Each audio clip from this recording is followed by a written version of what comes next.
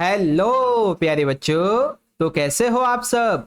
बहुत बहुत स्वागत है आप सभी का आज की इस वीडियो में। और आज की इस वीडियो में हम डिस्कस करेंगे क्लास नाइन्थ का आपका जो हिंदी का सब्जेक्ट है बच्चों, इसी के मिड टर्म एग्जाम के सिलेबस के बारे में। जी हाँ बच्चों, जैसा कि आप सभी को पता है कि आने वाले सितंबर और अक्टूबर के मंथ में आप सभी के मिड टर्म एग्जाम कह लीजिए या फिर आपके जो फर्स्ट टर्म के एग्जाम है ये होने वाले हैं। ठीक है, तो इस वीडियो में ना सिर्फ आपको मैं मिड टर्म का सिलेबस बताऊंगा, यानी कि आपकी जो बुक 1 और बुक 2 है, ठीक है, इन दोनों से कौन कौन से आपको चैप्टर पढ़ने हैं ये भी बताऊंगा, कौन कौन सी आपको पोयम्स यानी कि कविताएं पढ़नी है ये भी बताऊंगा, और यहां तक कि आपके व्याकरण से क्या क्या पूछा जाएगा। ठीक है, रचनात्मक लेखन से कौन कौन से इंपॉर्टेंट टॉपिक्स पूछे जाएंगे वो भी आपको मैं बताने वाला हूं। इसीलिए बच्चों इस वीडियो को बिल्कुल एंड तक जरूर देखना, बहुत इंपॉर्टेंट है।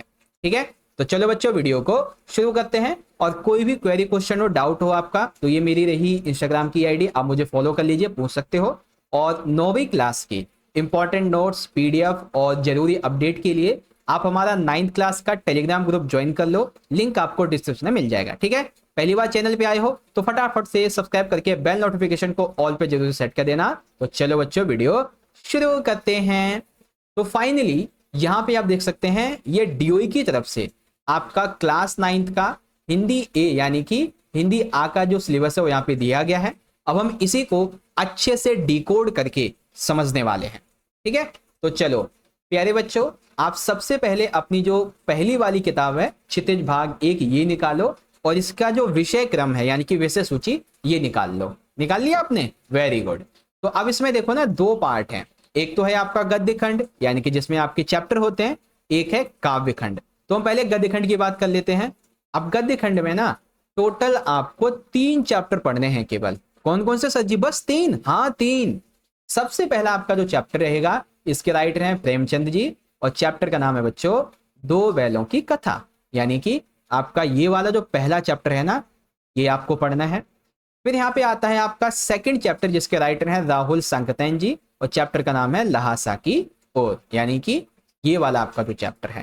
ठीक है बच्चों, फिर आता है आपका तीसरा चैप्टर। ठीक है, तीसरा चैप्टर जिसके राइटर हैं श्यामाचरण दुबे जी, और चैप्टर का नाम है उपभोक्तावाद की संस्कृति, यानी कि ये वाला चैप्टर। ओके बच्चों, तो टोटल जो है ना आपके मिड टर्म के एग्जाम में सिर्फ और सिर्फ यही 3 चैप्टर आएंगे। सिर्फ गद्य खंड की बात की है अभी, अब हम बात करेंगे बच्चों आपके काव्य खंड की यानी कि कविताओं की। अब कविताओं में ना 3 कविता आएंगी केवल। अब वो 3 कविताएं कौन सी है सर जी, जल्दी बताओ। देखो, सबसे पहली आपकी जो कविता है इसके कवि हैं कबीर जी, और नाम है साखियां एवं शबद, यानी कि ये जो है ना आपकी कबीर जी की साखियां एवं शबद ये आएगा। फिर बात करते हैं 8वें की ललखद। ठीक है, और इनके कविता का नाम है वाक, यानी कि ये वाला। ठीक है बच्चों, वाक। फिर आता है 9वां, इसके कवि हैं रसखान जी, और कविता का नाम है सवैये, यानी कि ये वाला। ठीक है बच्चों, तो कुल मिला के यही 3 कविताएं आपकी मिड टर्म के एग्जाम में आएंगी। ओके, चलो अब सारे बच्चे अपनी दूसरी वाली किताब निकालो, कृतिका भाग 1, और इसकी विषय सूची निकाल लो। निकाल ली? अब यहाँ पे 3 चैप्टर हैं कुल मिला के आपकी इस किताब में। ठीक है, लेकिन लेकिन लेकिन आपके मिड टर्म के एग्जाम में सिर्फ एक चैप्टर आएगा। कौन सा? इस जल प्रलय में। जी हाँ बच्चों, इस जल प्रलय में केवल यही एक चैप्टर आपका आएगा मिड टर्म के एग्जाम में। ठीक है, इस वाली किताब से आ गया समझ में? केवल एक ही चैप्टर आएगा मिड टर्म के एग्जाम में। चलो आपका सिलेबस हो गया। अब बारी आती है आपके व्याकरण की। जी हाँ बच्चों, तो सबसे पहले हम बात करेंगे व्यावहारिक व्याकरण के बारे में। अब व्याकरण से क्या क्या आएगा, बड़े ध्यान से देखो। देखो, जैसे कि आपने ना 8वीं क्लास में पढ़ा था उपसर्ग के बारे में और प्रत्यय के बारे में, तो 9वीं क्लास में भी आपके उपसर्ग और प्रत्यय से संबंधित कुछ एमसीक्यू बनेंगे। ठीक है, एमसीक्यू बनेंगे। आ गया समझ? इसके अलावा आपने 8वीं क्लास में केवल एक समास पढ़ा था जो कि था द्वंद्व समास। ठीक है, लेकिन इस बार आपके समास थोड़े ज्यादा होंगे, आई थिंक 4 से 5 समास होंगे इस बार, तो चिंता मत करो, आपको मैं उसकी प्रैक्टिस करवा दूंगा। ओके, इसके अलावा अर्थ की दृष्टि से वाक्य के भेद तकरीबन 7 से लेके 8 होते हैं अर्थ की दृष्टि से वाक्य के भेद, तो वो आएंगे। और अलंकार, अलंकार में 3 टाइप के अलंकार होते हैं, अर्थ अलंकार, शब्द अलंकार और एक और होते हैं। तो शब्द अलंकार में केवल 3, अनुप्रास, यमक और श्लेष, ये 3 आएंगे। मैं फिर से कह रहा हूं, दोबारा सुनो।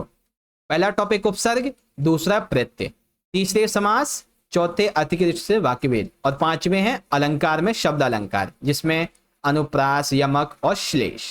ठीक है, अब बात करते हैं बच्चों रचनात्मक लेखन की। ठीक है, किसकी? रचनात्मक लेखन की। अब इसमें रचनात्मक लेखन में क्या आएगा, तो यहां पे देखो सबसे पहला जो टॉपिक है वो रहेगा अनुच्छेद लेखन का। ठीक है, क्या रहेगा? अनुच्छेद लेखन का। ओके, आपको एक टॉपिक दे दिया जाएगा और कहेगा कि इस पे अनुच्छेद लेखन कीजिए 5 नंबर में। दूसरा टॉपिक है बच्चों पत्र लेखन का। अब पत्र ना 2 तरह के होते हैं, एक तो औपचारिक होते हैं, एक अनौपचारिक होते हैं, है ना। तो आपको ना 2 क्वेश्चन दिए जाएंगे और करके, आपको या तो औपचारिक करना होगा या फिर अनौपचारिक, तो ये है। तीसरा टॉपिक है बच्चों लघु कथा लेखन। चौथा टॉपिक है ईमेल लेखन। 5वां टॉपिक है संवाद लेखन। 6ठा टॉपिक है सूचना लेखन। और 7वां तो वो गद्यांश काव्यांश वाला है ही, है ना। अब आप कहोगे अरे सर जी इतना सारा व्याकरण, इतना सारा रचनात्मक लेखन कैसे पूरा करेंगे हम 1 से 1.5 महीने में? चिंता मत करो, जितने भी आपके ये टॉपिक्स हैं, ठीक है, जितने भी आपके टॉपिक हैं व्याकरण के, रचनात्मक लेखन के, हम आपको हर एक टॉपिक की एक अलग सेपरेट वीडियो दे देंगे।